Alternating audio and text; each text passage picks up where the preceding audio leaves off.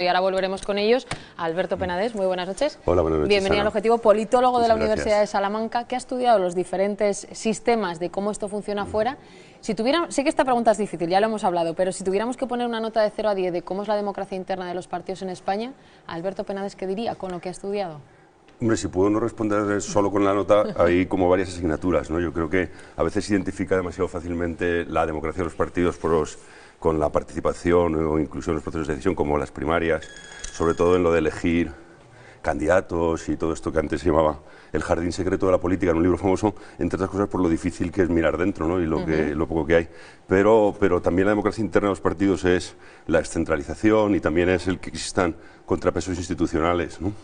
O sea, dentro del partido. Que haya oposición, sí, incluso dentro de un propio partido, ¿no? Sí, que haya garantías, ¿no? Entonces, pues el problema a veces de los partidos españoles es que los líderes son un poco faraónicos, o son bastante faraónicos, en los que realmente la misma persona es el intérprete del presente, pasado y futuro, de los sueños de la gente, de sus creencias, es el máximo jerarca, líder mediático, lo es todo, ¿no? Y es el que impone su propia ejecutiva, en fin. Y solo tiene como contrapesos a veces los faraones territoriales o los varones, y esto a veces no es adecuado. Es decir, que el problema muchas veces es que de qué les sirve que haya primarias a los que estaban en contra de que se firme un pacto antiterrorista, por ejemplo, y que querrían que hubiera habido un debate o querrían que hubiera habido una rendición de cuentas. Que no solo en la elección, sino en los temas también, ¿no?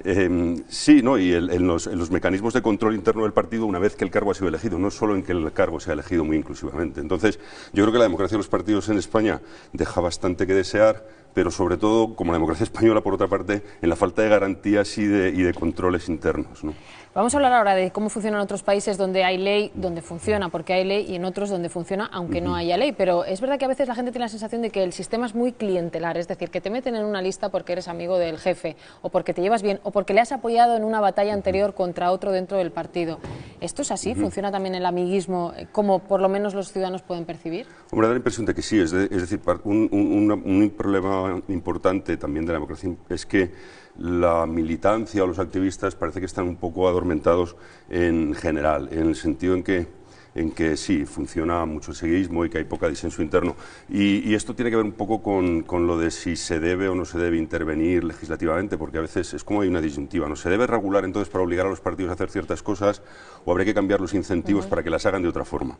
Yo creo que para que los partidos políticos se parecieran a los partidos del norte de Europa, nuestra administración pública debería parecerse a la del norte de Europa, es decir, deberíamos tener una administración mucho menos politizada, una ley de contratos públicos mucho más segura, mucho más fiable, menos discrecional. Habría menos discrecionalidad política y entonces habría menos pelotas en los partidos y habría menos gente, habría menos arribistas, y el problema de selección adversa de los líderes y de los militantes, que siempre va a existir, estaría mucho más atenuado, ¿no? No sería vía pelotas, sino vía meritocracia, ¿no? Que parece que en otros países funciona. Te escuchan atentamente nuestros políticos, ahora voy a ir con ellos, pero te hemos pedido varios ejemplos.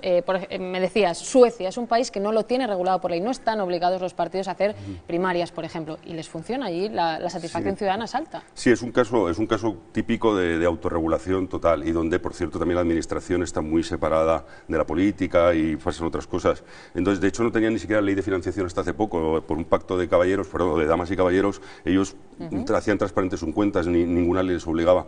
Ahora ya no es exactamente así, pero sí, esto es un partido donde la militancia, a través de sus órganos de representación, de una ejecutiva fuerte, que elige líder, pero que no necesariamente es más un delegado de la ejecutiva que la ejecutiva al servicio del líder, y donde están representados distintos sectores, pues funciona hasta ahora de forma satisfactoria. Alberto, pim pam, primarias. En el blog de Piedras de Papel, donde te seguimos y seguimos al resto de politólogos, decías, Estados Unidos, a la espera de nuevos hallazgos empíricos, parece ser el único país de la Tierra que lo regula de esta manera que hemos visto, ¿no? Pero sí parece que se esfuerzan en buscar uno que pueda ganar, y además luego lo someten a votación, no solamente que gane, sino que además sea refrendado y legitimado, ¿no?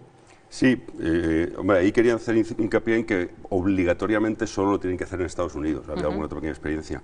No, y sí, es un sistema que obviamente tiene muchas ventajas y muchos inconvenientes, porque las elecciones primarias son muy caras y entonces pues requieren mucho dinero, y el dinero está completamente descentralizado. Es decir, aquí cuando hablamos de primarias en Europa, hablamos de primarias en las que se financian prácticamente por la cúpula, es decir, que distribuyen los recursos desde dentro. Es un sistema completamente distinto, que es muy difícil de importar aquí.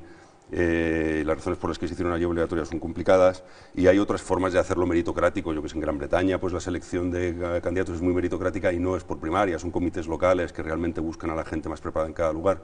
Entonces, es muy delicado suponer que podríamos obligarnos a hacer primarias aquí. A mí me parece, de hecho, es un bastante disparate. Y has mencionado algo importante, la democracia cuesta dinero, pero en el caso de Estados Unidos es financiación privada. Un ejemplo más, Alemania, antes de volver a la mesa. Alemania funciona, no te sé decirte si a medio camino, ¿no? Explícanos cuál es el sistema. A Alemania le gusta mucho a algunos de nuestros reformistas porque realmente es un caso donde una ley muy intervencionista hace que los partidos funcionan bien. Pero es que es el único caso donde los partidos están sujetos a la ley tan estrictamente como en Alemania, pero en Alemania es verdad que los órganos de partido tienen mucho poder, los parlamentos internos tienen mucho poder, esto funciona muy bien, pero también hay una cultura de división de poderes que no tenemos aquí, es decir, que yo que sé, que Angela Merkel llegó a reunir la presidencia del partido y el portavoz parlamentario estando en la oposición solo a cambio de no presentarse como líder, es decir, normalmente habrían sido cosas distintas.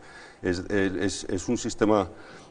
la cuestión es que no hay evidencia de que legislando se pueda conseguir un partido como Alemania. Entonces no hay ningún tipo de datos para esto. No sabemos si es mejor o peor, ¿no? Por eso, como siempre, con un experto intentamos buscar diferencias con otros países y similitudes que hemos encontrado pocas con España. Gracias, Alberto, por habernos acompañado. Muchas gracias a ti.